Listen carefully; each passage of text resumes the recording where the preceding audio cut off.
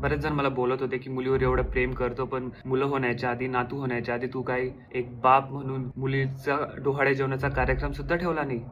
तर मला हेच सांगायचंय की सगळ्या कार्यक्रमाची पूर्ण तयारी झाली होती. हे बघू शकता तुम्ही. पण हिने कार्यक्रम होण्याच्या दिवशीच मुलं देऊन दिले. कदाचित तिने बघितलं असावं की माझा बाप काहीतरी स्पांचटपणा करतोय आणि हिने त्याच दिवशी मुलं देण्याचं ठरवलं. तर ठीक आहे, एक प्राणी हिला वाटू शकतो तो बालिशपणा, पण तुम्ही तर माणसं आहेत ना. जर तुमच्यामधूनही कोणाला हा बालिशपणा वाटत असेल तर माझा एक प्रश्न आहे, जेव्हा सेम कार्यक्रम, असेच काहीतरी कार्यक्रम जेव्हा माणसांच्या प्रजातीत होतात, केले जातात, तेव्हा त्यांना खूप नॉर्मल, इम्पॉर्टंट आणि स्पेशल मानलं जातं. पण सेम गोष्ट जेव्हा सेम कार्यक्रम मी माझ्या एका आवडत्या प्राण्यासाठी केले तर तो बालिशपणा. वा रे वा, तुमची विचारधारा. आपल्या समाजात जेही कार्यक्रम होता ना, तर अर्ध्या लोकांना तर माहिती नसतं हे का होत आहे. अर्धे लोक तर फक्त यामुळे फॉलो करतात की सगळे करताय तर करावंच लागेल ना. समाजात ही प्रोसेस चालू आहे तर त्या प्रोसेसमधून आपल्याला जावंच लागेल ना.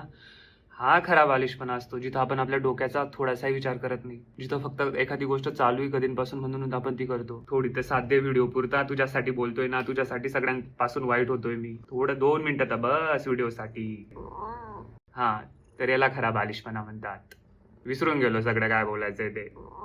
जेव्हा आपण स्वतः विचार न करता फक्त लोकांच्या, समाजाच्या मतांवर जगतो, लोक काय म्हणतील या भीतीमुळे सगळे निर्णय घेतो, याला खरा बालिशपणा म्हणतात. जसं लहान बालक विचारत नाही कोणाला, ते तेच फॉलो करतात जे मोठ्यांनी सांगितले. जर मोठ्यांनी सांगितले तर ते बरोबरच असेल ना. असेच तर आपले आता सध्याचे डिसिजन झाले. जे समाजाने सांगितले, जे लोकांनी सांगितले ते आपल्याला फॉलो करावेच लागेल, काहीच विचार न करता. जर आपण त्याहून काहीतरी वेगळं काढण्याचा प्रयत्न केला तर आपण वेगळे ठरलं जाऊ, आणि याच भीतीने आपण त्या सगळ्या गोष्टी फॉलो करतो, ज्यांना काही अर्थ नसतो. असला तरी आपल्याला काही माहिती नसतं. मी असं नाही म्हणत की त्या सगळ्या गोष्टी निरर्थक आहे. अर्थ पण असेल त्या गोष्टींना, मग अर्थ समजून करायचं ना. तेव्हाच काहीतरी त्या करण्याला, त्या प्रोसेसला, आपल्या मेहनतीला, आपल्या वेळेलाही काहीतरी महत्व ठरेल. ठीक आहे, समजलं का तुला पण?